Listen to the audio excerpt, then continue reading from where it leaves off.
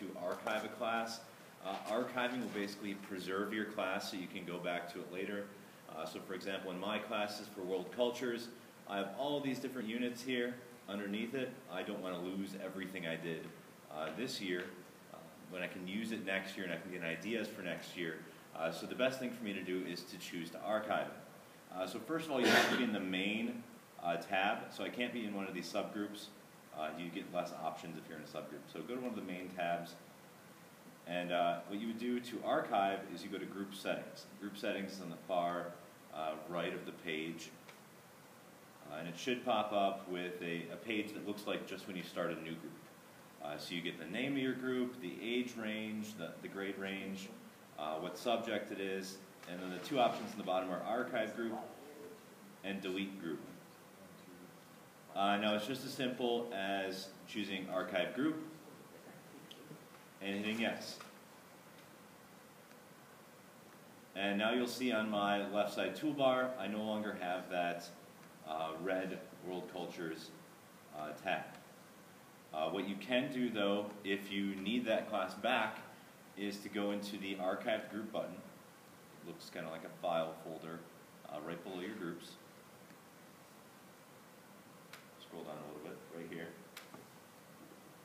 And if I click Archive Groups, I can see every group I've ever archived. So if I ever teach European Geography again, I can pull up what I did in European Geography. U.S. History, I can pull up that. Edmodo trainings, I can pull back my Edmodo training group. And that same World Cultures group I just archived, I can pull back into existence by just clicking the Return button, or the Restore button.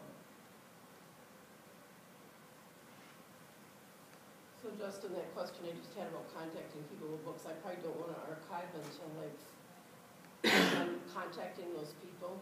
Correct. You want to have everything done before you archive it. When you archive it, the students see nothing. That group is gone. It's like they've been kicked out. Okay. But now that I brought it back, I need to refresh.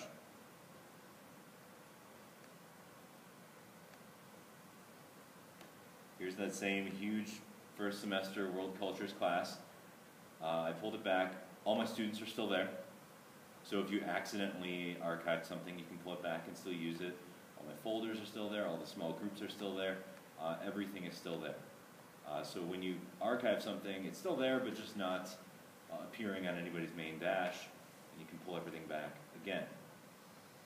Now, if you are done with the class completely and you know you don't need it again, the other option, of course, is to delete. I should probably create a group that I can actually delete. That would be nice.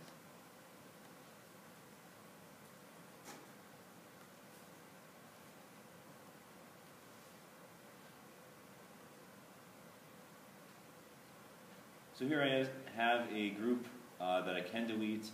If you want to delete a group, you once again go to Group Settings. Instead of hitting Archive, you hit Delete Group. It just lets you know that it's going to remove all the members from your group. It's going to delete everything in existence, and you can't pull it back. So if you choose to delete a group, it's gone. That's why I chose to archive my U.S. History classes, my European Geography classes, because someday I may potentially teach those classes again. So deleting a group, you want to make sure you are completely done with that. So, Justin, so I teach physical science, it's a year-round class. So next fall, if I have this class, do I want to just delete the members and put new members in there, or do I want to start a new class?